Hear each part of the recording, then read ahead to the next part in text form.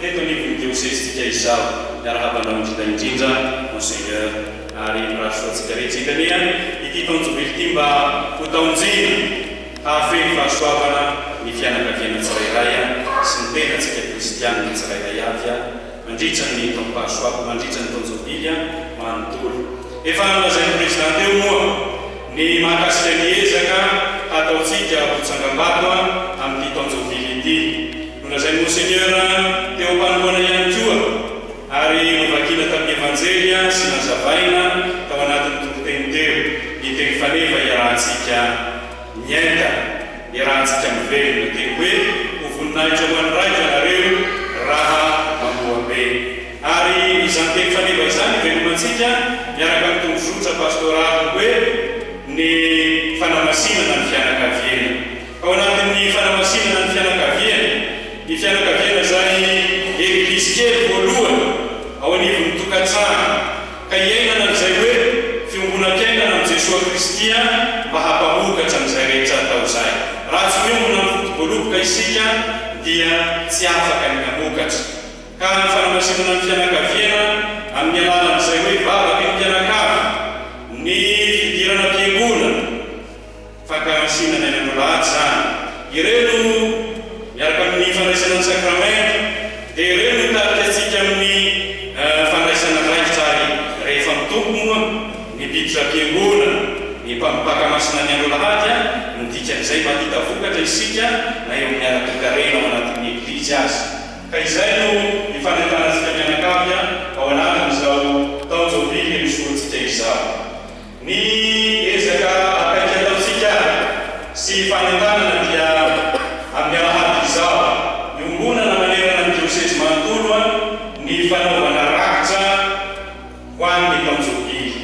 ka io rakitra io dia ny isa-fiangonana mihitsy ny manantanteraka azy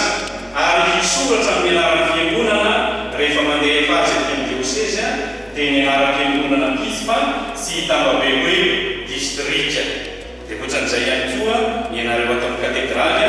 dia amin'ny anaran'ny ansy tsirairay andro 10 no isoratan'izay hoe rakitry ny taonjobily izay atao izay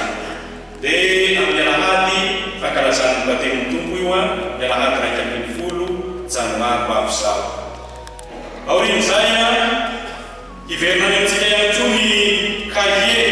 izay nanraisana an'ireo vaky fanorenana tamin'ny fahadimy 20 taona ny diosesy dia iverinany amin'ny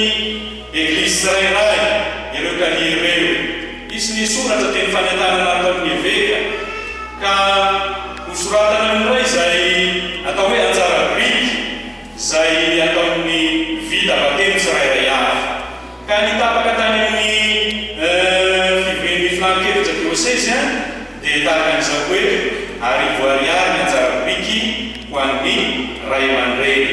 ray sy ny reny zany dia 500 kosa ny an'ny eglizy iry soratra ao anatin'io kahie izay misy ihany koa ny atao hoe tolotra an-tsitrapo ho an'ny taonjobily izay ataony amin'ny isaky eglizy any ataony isaky fianakaviana ho soratana ao anatin'ny kahie ihany koa izay mandritra ny fotoana manam-pahatonga ny volana jona fa amin'ny volana jona moa no tena feno izay fahadimapolo taona anatongavan'ny fonona izay amin'ny faharaiky amby 20 ny volana jona ka amin'ny fotoana io alahady izay fotoana izay ny raiky amby 20 ny volana jona io andro alahady ka ny distrika tsirairay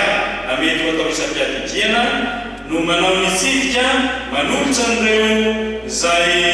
atao hoe tolotra an-tsikapona ataon'ny olona ny soratana atao anatin'ny kahie ka amin'ny fotoana io no hitondrana azy amin'ny endrika tsidika anisantsika pistoleté akafana zao taonjobily zao saotratsika mianakavy ny mibavaka tonga ny mibavaka teto saotranareo anetoatrano any tsirairay avy nagnaraka an'izao zona masiny izao sady fisaorana n'Andriamanitra no fankapitahiny sy fahasoavana tantanantsika amin'ny taonjobily ity ary misaotratsika amin'ny lay raha mety araraky ny toromarika mena izay fa dia Andriamanitra mankatahana mba hanomety manatsika ny fahasalamana, ebo jeryzay ny herim-panahy indrindra moa fa fahasalamana ary azo fanomezana amin'izay atao.